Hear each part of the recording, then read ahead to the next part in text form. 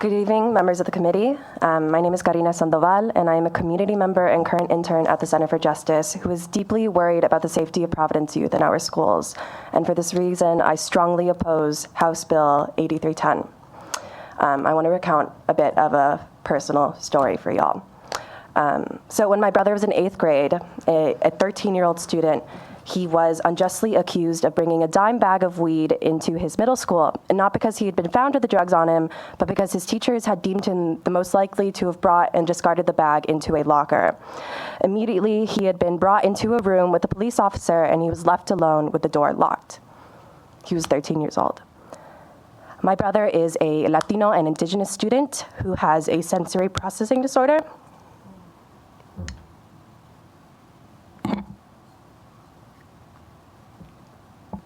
Sorry.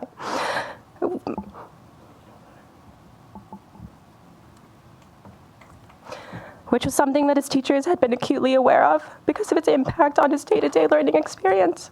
And its impact was even more apparent when he was left alone with the police officer, questioned by himself in a high-stress environment that eventually led to him confessing that he was guilty. Eventually, the school independently discovered that he was innocent, but he was seconds away from being arrested, and the effects that this experience had on my brother have not gone away. This is just one example of the traumatic kinds of experiences that can occur when police officers are present in school, and I highly oppose the placement of SROs within schools for this reason, especially when looking at the kinds of students that these types of interactions happen with law enforcement. The evidence shows that police, both in Providence and in the U.S. widely, disproportionately criminalize Black, Indigenous, and Latina students of color. Meanwhile, differently abled students nationwide are almost 3 times more likely to be arrested at schools. On the other hand, there is no evidence that SROs improve student safety. Instead, research shows that the majority of students feel unsafe with SROs, and my brother is one of them.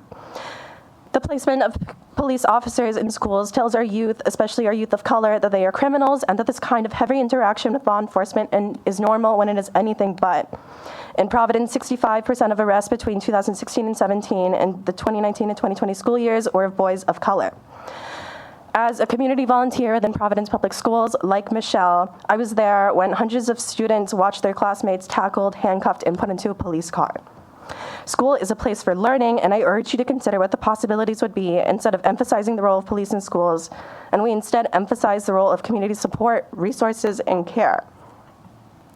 When we invest in the community and we invest in the resources that encourage student learning and growth, we can be proactive with our measures rather than throwing away students that have acted out and are in need and help of support.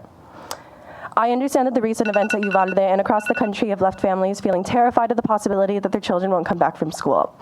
My siblings face bomb and shooting threats often at their high school, but this does not mean that the permanent placement of police officers in school is the right answer for them or the rest of the student body.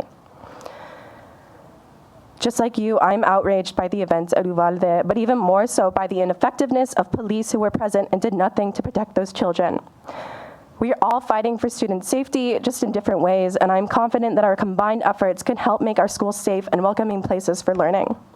However, this bill ignores the research that has shown that SRO programs can harm students by making the school environment more dangerous, and that the placement of SROs in schools actually increases the chance of violence in the place of school shootings. I urge you to vote no on House Bill number 8310, and instead I would really strongly encourage you to consider the 70-page proposal from the Providence Alliance for Student Safety. Thank you. And thank you for your testimony. And that's why it's so important to have everybody come up and testify and share the personal, heartfelt stories and everything like that, because for the committee it does go a long way. So you did a wonderful job. Thank you all very much.